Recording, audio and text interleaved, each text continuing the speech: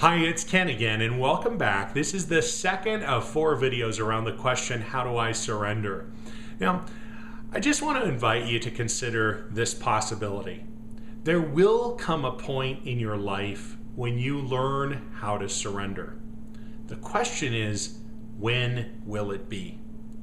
For most people, the point at which they throw out the map, that is, they say and acknowledge deeply within, I don't know where I'm going, and I don't know how to get there, is on their deathbed. And so answering or addressing this question before you get to your deathbed opens up an extraordinary new experience of your life. And this is why I think addressing this question is so important. And this is why I invite you to explore this for yourself in your own life.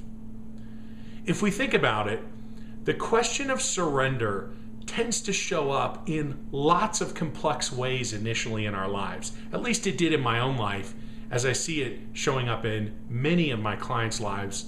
And it doesn't matter where in the world they are. They could be in a culture that speaks a different language in another part of the world. They could be here in the United States. It doesn't matter. We're all facing this. And in fact, the challenge shows up in our lives in this really peculiar way. It's sort of frustrating.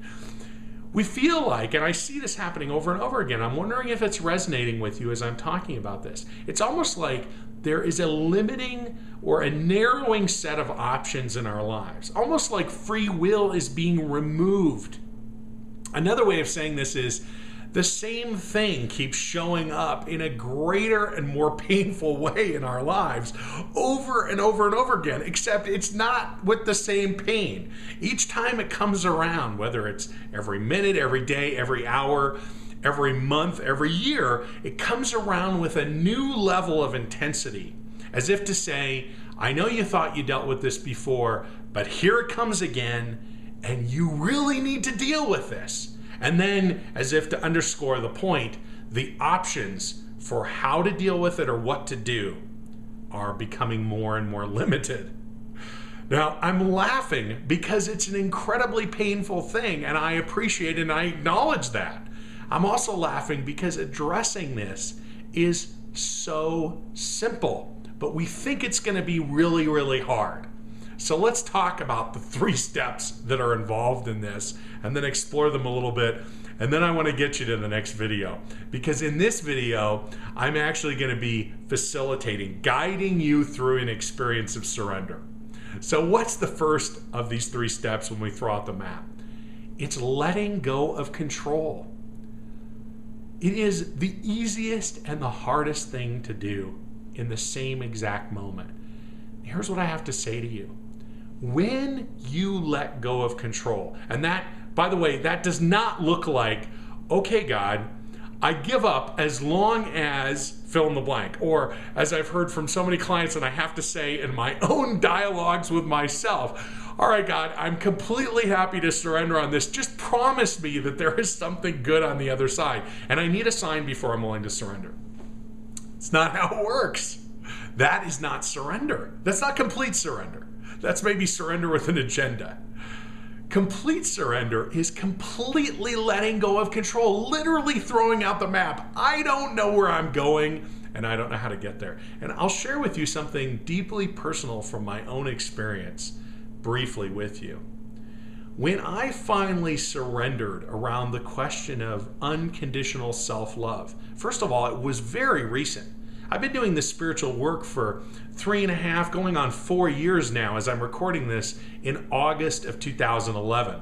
I meditated for the first time in my entire life just 4 years ago. I've gone through a radical transformation of being an incredibly unhappy person in my life, a mortgage lender by training with lots and lots of certifications, trying to really have a huge impact on people's lives and just being completely miserable inside, to the process of surrendering slowly and then all in my face all at once, and then more slowly over time. But I have to tell you, this question of self-love continued to come up over and over again. Now, here at the end of June, just a couple months ago, I finally let go. I threw out the map. I let go of control and I said, God, I don't know what's going to happen. I feel like my life has already imploded.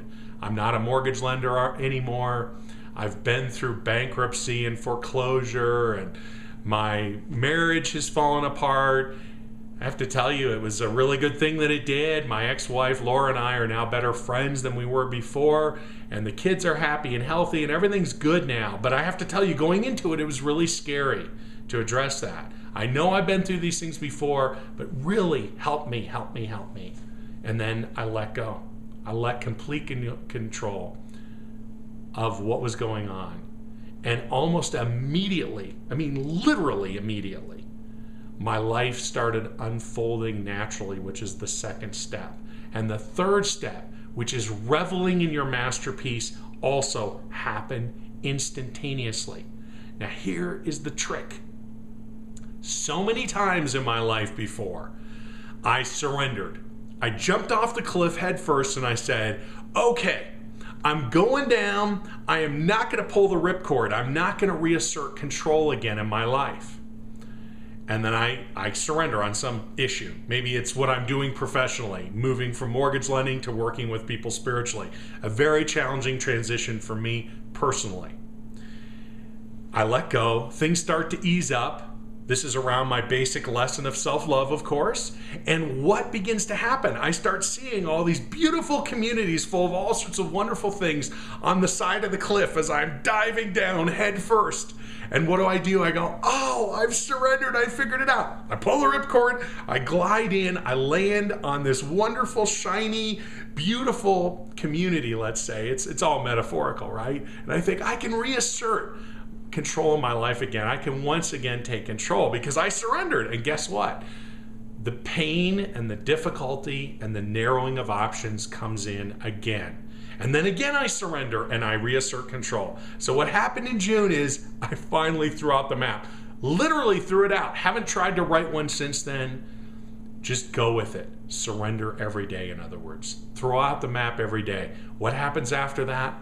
Life starts to unfold naturally, and very quickly you get to revel in the masterpiece that is handed to you, that is far greater than anything you could have dreamt up for yourself. Anything you could have conceived of, any map of how your life could look, it is far greater than that. It's a masterpiece beyond your comprehension. And that's the vision that I hold out for you on the other side of throwing out the map. The only way there is to completely let go of control. And that's the first step. And what we're going to do in this next video is I'm going to guide you through an experience of that. You're still in charge. Your mind's still in charge. You don't have to worry about any of that. And I'm not connecting in with you energetically. It's just a process I'm going to guide you through. Now, before I invite you to partake in that, if you're willing, I'd love to get some feedback from you. First and foremost, there's a questionnaire, a survey, a link to it here on this page. And if you have 5 minutes and you'd be willing to give me some feedback, I would love that. In my mission for serving people on their spiritual journeys all around the world, I'd love to hear from you. It's very helpful for me, and I thank you in advance for taking the time to do that. The second thing is, I'd love your help in sharing this video and connecting on Facebook, and I'd love your questions below. So there's a like button for this page, there's a like button to connect on Facebook if that's interesting to you, and then third, if you have any questions or comments, please share those from your heart with me. I promise I will respond from my heart. These questions are important not just for you, but also for all the other people that are going to be looking at this website. And I'd love to have a resource that's available that's a live, living, dynamic resource for people. So if you're willing to take some time to do that, I'd love that. And then last, and certainly not least, I invite you to click the link below and get to the next video where we're going to go through Divine Connecting Breath. You'll notice it's a video, it's 40 minutes long, so make sure you've set aside enough time to go through that. Go through the video, download the MP3. I can't wait to hear about your experiences with it, and I am so grateful for the opportunity to share some time and some space together on our journeys. Grateful for our connection. I'll see you in just a moment with Divine Connecting Breath. Peace.